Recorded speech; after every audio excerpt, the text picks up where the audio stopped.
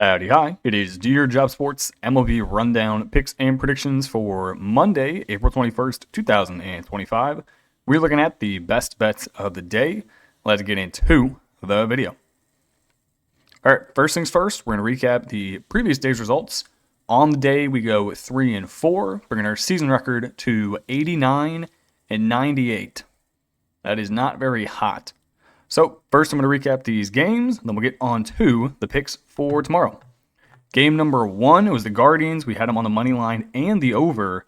This one we only should have won, Cleveland on the money line, thanks to Emmanuel Clase, who came in at the bottom of the ninth, gave up 3 runs, allowing the Pirates to tie the game. Guardians then score 1 in the top of the 10th inning. Pirates not able to answer in the bottom. Cleveland wins 5-4. As a Cleveland fan, I'm very happy we won. I am also extremely concerned because Emmanuel Clase sucks. Last year, really good. This year, almost a 6.0 ERA. He has 9 total innings pitched. He has 6 earned runs in those 9 innings. What are you doing, Emmanuel? Every single dude he faces, he gets behind in the count, either 2-0 or 2-1, and then he just throws him a meatball right down the middle of the plate, 98 miles an hour, all you can eat. And they just blast it. I'm like, dude, just get ahead in the count. You throw the ball hard as tits. Just throw it down the middle on the first pitch. They're not swinging. Like, they're not hitting it on the first one. But when you get down 2-0, 2-1 in the count, they know you're bringing the heat right down Broadway, and they just swing and hit the ball a million miles. So anyway, I'm complaining, but we did win both of those bets. Then we had the under 8.5 runs in the Dodgers and the Rangers. Unfortunately, we also had the Rangers in the money line. Final score, Dodgers 1, the Rangers nothing. Texas out-hit the Dodgers 5-3, but they were never able to score. The only run of the game came from a Freddie Freeman sacrifice fly, scoring Will Smith. I think the Rangers might suck. Marcus Semien today, 0-4. The dude is hitting 147 on the season. Then you have Corey Seager. Thank God they took Jock Peterson out of the lineup. Thank the Lord. Everyone else sucks, though. You have Kevin Pillar batting. Why? He sucks. Okay, now we're losers. I got to stop betting the Cardinals. I really have to stop betting this team. We had them plus 120 on the money line. And, of course, we also paired that with the under of 7.5 runs. And then the Mets just go and score 7. Final score, St. Louis 4, New York 7. Not really much to say here. They got cooked. It started off with a Frankie Lindor home run, then a Juan Soto sac fly, then a Pete Alano single. The Cardinals tried to come back. They tied it up. I think the top of the 7th inning, the score was 3-3. And then the Mets just scored 3 in the bottom of the 8th. So, fuck you, St. Louis. You're horrible. I don't like you. We ended the over, 7.5 runs in the Cubs and the Diamondbacks. This one got delayed. Weather was pretty bad. So, it's probably on me for picking the over in a game that was supposed to rain, which it did. It did go to extra innings, but that didn't matter. Final score, Arizona 3, the Cubs 2. Then we already talked about the Rangers out hitting the Dodgers. We had them plus 130 on the money line. They did not score a single run. So that was enjoyable. Thanks for nothing, Rangers. Okay, that is the recap. Let's get on to the picks for tomorrow. Game number 1. This one is bright and early. It is 11:10 a.m. Eastern Standard Time. White Sox and the Red Sox. No money line bets. If you wanted the money line, currently the White Sox are plus 230, Red Sox minus 285. The only thing I'm rocking here is the over of 8.5 runs. Both of the pitchers they got going up in here are buns. Jonathan Cannon, 0-2 on the season, 4.42 ERA. Walker Buehler, 2-1 on the year, but don't let that discourage you. 5.23 ERA. He's not very good. Surprisingly, the White Sox are actually coming off of a win as they beat the Red Sox in the previous game, 8-4. The majority of this series has been high scoring. The first game we saw 13 runs. The second game we saw 7. And then that last game I just mentioned we saw 12. The Red Sox have been able to score a minimum of 4 runs in every single game. I think they're going to score a lot here. Jonathan Cannon, 0-2. He's got a 4.42 ERA, but it really doesn't tell the story. This dude has 11 walks in 18 innings pitched. He doesn't know what the strike zone is. He's throwing it left, he's throwing it right, up, down, you name it, he's hitting that place.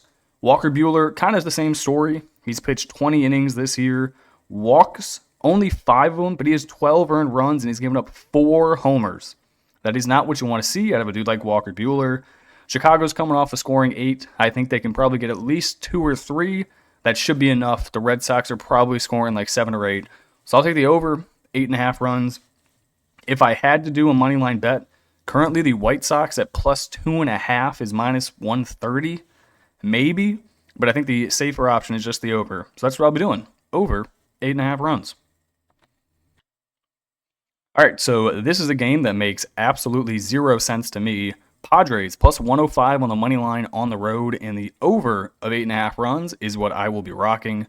Padres, they got Randy Vasquez on the mound, 1-1 on the season with a 1.74 ERA, going up against Keider Montero, 0-1 with a 9.0 ERA.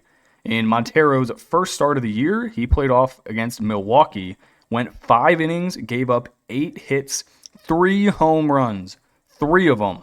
That is hard to do against a Milwaukee team that has really been struggling to hit the ball. Vasquez, on the other hand, he's been pretty solid. He's got 20 innings under his belt. He does have a massive walk problem, but that's why we're taking the over. 8 strikeouts, 14 walks. The only good thing about him is he does not give up home runs. 20 innings pitched, 0 home runs given up. So if he can manage his walks, I think the Padres stand a pretty good shot to win this. The only reason I could think that this game is Padres at plus money, they are coming off of a late game in Houston. Then they got to travel east, so maybe that's it. Also, just seeing an injury report, it looks like Luis Ariz carted off of field after colliding with Astros Dubon. Well, that's not good. So you can take Luis Ariz out of that 2 spot in the lineup, put in somebody else, because that man is not playing tomorrow. I'm still taking the Padres, though. I've committed. I've already made the slide. We're doing it. Next game, I'm taking the Phillies plus 105 on the money line. The Mets just swept the Cardinals at home.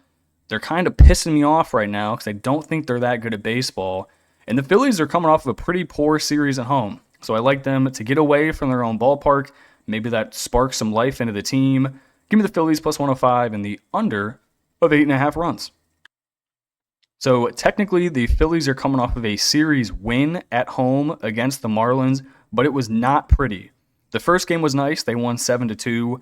The second game, they won 11-10, almost blowing a 7-run lead going into the top of the 9th. And then the final game, they lost 7-5. Another game in which they led 3-0 at the bottom of the first. And then their bullpen completely gave it away towards the end of the game, giving up 3 runs in the top of the 8th, and then 2 runs in the top of the 11th. So not very good from them. However, this team is veteran. They know what they're doing. And it is about time Aaron Nola got a win. He's 0-4 on the season. He has not pitched well. He's actually pitched quite shitty. 21.5 innings pitched, 25 strikeouts, 9 walks. His problem is the long ball, giving up 4 home runs. The team he has played, most of them have been solid. He's gone against the Giants, the Cardinals, the Dodgers, and the Nationals. Obviously, the Dodgers and the Giants are the ones that stick out, and those are the 2 teams who have kind of hurt him.